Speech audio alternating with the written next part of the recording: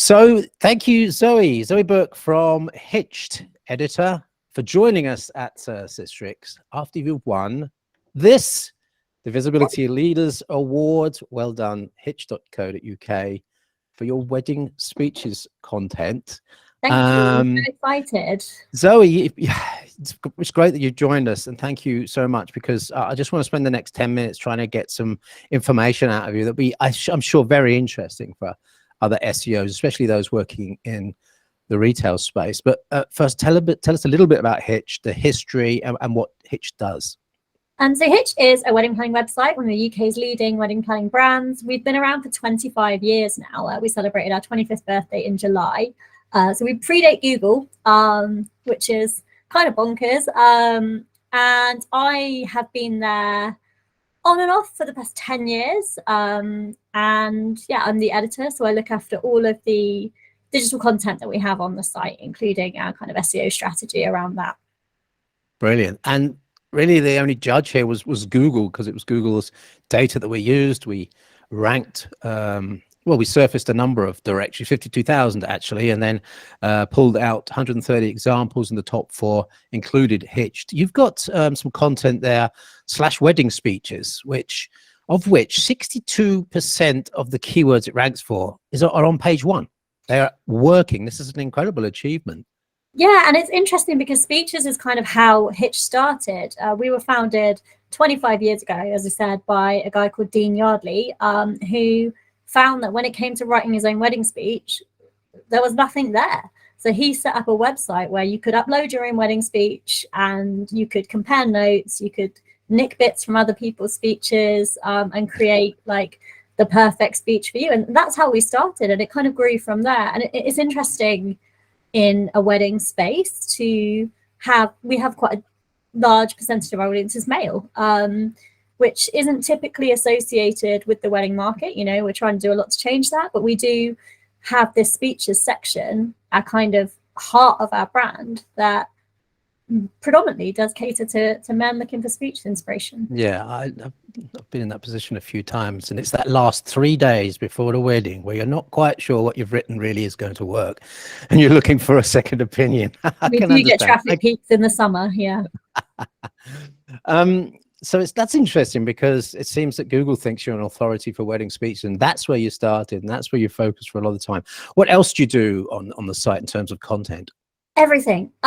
We have everything you need to plan your wedding. So Hitched has a directory where you can find your wedding suppliers, you can find and book your wedding venue. We have an app, a free wedding planning app that you can download and use on the go, that's got a budget planner, it's got a guest list tool, table plan, you know, anything you can really think of that you need in one place. And then we have our forums as well, where people share advice and support, and then the content section, which sits with me, where we aim to have an answer for every single wedding query you could possibly think of, and some you haven't even thought of, that we're just going to remind you that you need to think about that. So I'll come back to that, because that's really interesting in terms of new content that you have to provide. But that's one hell of an SEO job, to cover all the questions. That's basically is SEO, isn't it? But do you go outside organic channel with your content? Are you using it for social channels and other channels as well? Do you do outreach, for example, with it?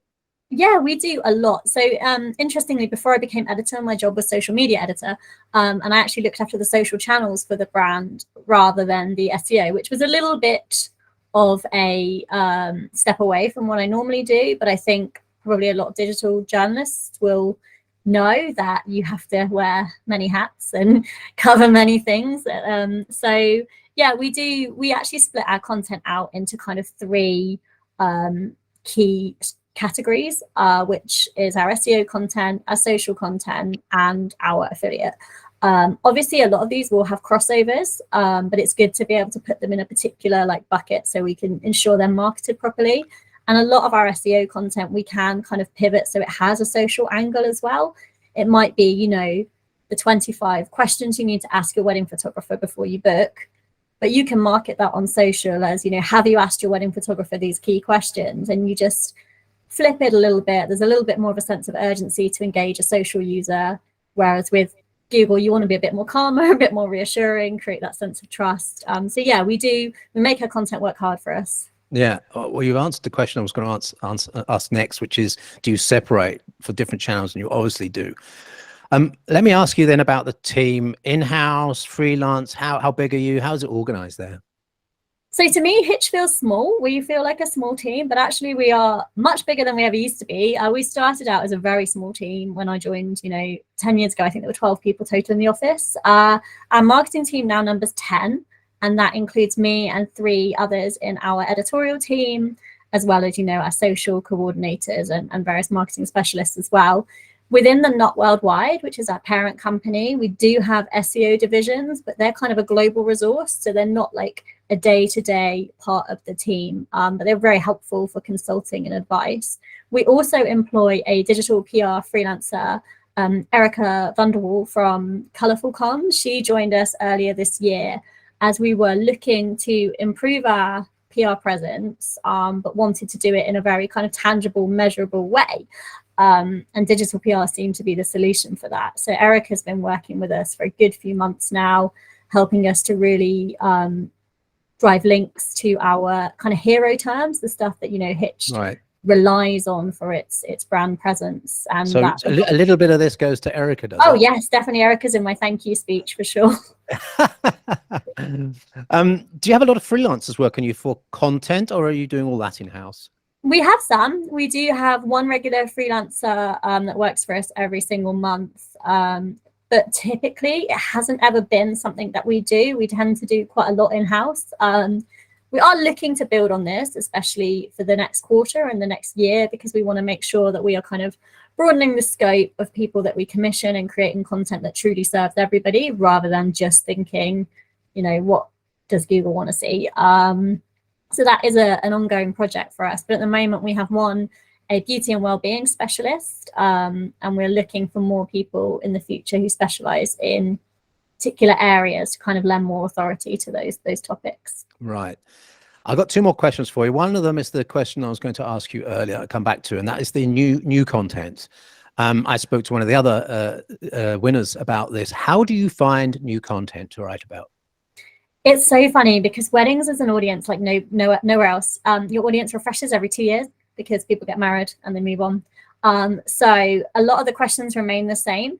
So you are essentially updating existing content really all the time, because, everybody wants to know what's the average cost of a wedding, like how much do I need to budget? That does change all the time, and the people looking for it changes all the time. So you can make the most of your existing content, and that is something we do all the time. We're very regularly updating those kind of hero terms for fresh audiences. And then new content is very trend-led in weddings, actually, and we are quite lucky that we have an American parent company, because typically, in my experience, any wedding trend that goes off in America finds its way to us about 2 years later. So we can reliably see what's working for them and introduce it to our own audiences. And we're quite influenced by platforms such as Pinterest as well, and Etsy, when they release their kind of wedding trend reports about what people are shopping for and what people are searching for. And that is how we kind of shape the new section. But predominantly, most of our content is updating the kind of go-to hero terms, really. Yeah, always keeping it fresh. Brilliant. I've got one more question then. 2023, excuse me, 2023, what's at the forefront of your mind as something you want to bring into or enhance in terms of your SEO practices and processes there? I think for me at this point, we've set in stone how we want to work now, and we're going to be looking at authenticity. I mean, I know it's a lot about helpful content, people first, and we have for a long time, I think, been in this format of creating stuff in kind of a checklist. Do we say this? Do we say that? How many times have we said that? And we need to make it a little bit more human, a bit more real. And I'm looking to branch out with the freelancers we work with, create new relationships with a regular group of freelancers to create content that not only solves SEO queries, but connects with the user more. I think that's a really important focus for 2023. Brilliant. Oh, that's so good. Thank you so much for answering all the questions, and well done again for being a visibility leader somehow. And I'd love to actually give you this by hand if I can at some point.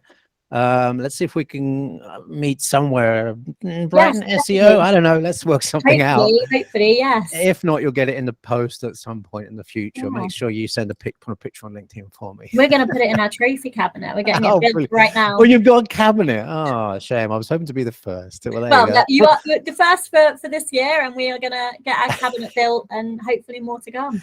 Well, I feel we might have done well if we found a winner without any external influences, just Google's data, and that winner has also won other awards. Then we must have done something right in our process here. Brilliant. Yeah, well, hopefully we're doing the same. Yeah. Brilliant. Zoe Burke, thank you so much for joining us, and success for next year. Yeah.